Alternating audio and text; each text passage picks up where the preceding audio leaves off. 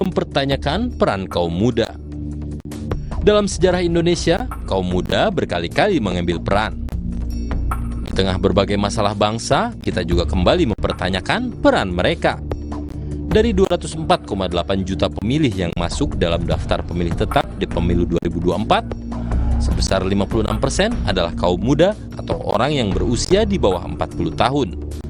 Rinciannya, generasi milenial yang berusia 25 hingga 39 tahun berjumlah 68,8 juta orang atau 33,6%. Dan generasi Z yang berusia 17 hingga 24 tahun berjumlah 46,8 juta orang atau 22,9%. Namun keberadaan anak muda umumnya masih dipandang sebagai pasar pemilih atau hanya gula-gula politik untuk menarik suara. Kiprah mereka dalam berpolitik belum sepenuhnya mendapat ruang yang jelas. Dalam dunia usaha, kaum muda telah melakukan perubahan fundamental dalam cara berbisnis. Cara-cara lama yang tak efisien dan sangat birokratis dirombak. Mereka juga memimpin berbagai perusahaan dalam usia muda. Akan tetapi, kita tidak melihat peran mereka yang signifikan di dunia politik. Anak-anak muda yang muncul dalam kepemimpinan politik lebih banyak disebabkan faktor keturunan dan kedekatan. Tanpa bermaksud sinis, kita lebih mempertanyakan kontribusi mereka. Penunjukan anak muda di dalam kabinet bertujuan baik, tetapi kembali kita menanyakan kontribusi secara signifikan dalam pembangunan.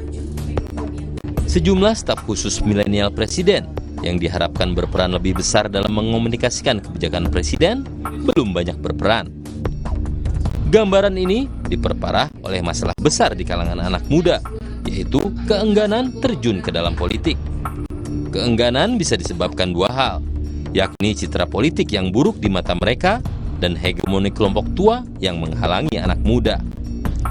Kasus korupsi serta perilaku buruk di kalangan politisi membuat mereka tak tertarik masuk ke politik. Pada saat yang sama, kelompok tua cenderung mempertahankan kursi mereka.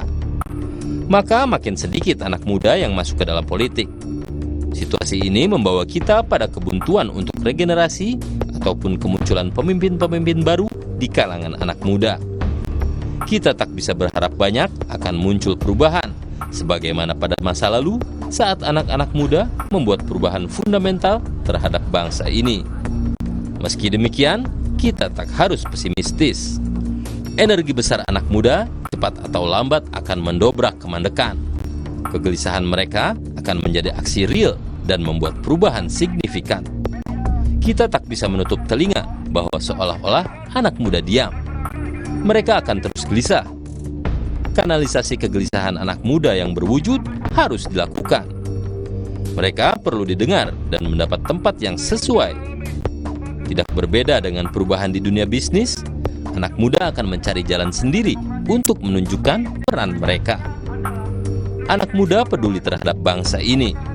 Mereka suatu saat muncul dan sangat boleh jadi cara-cara berpolitik lama memang harus istirahat atau malah dikubur.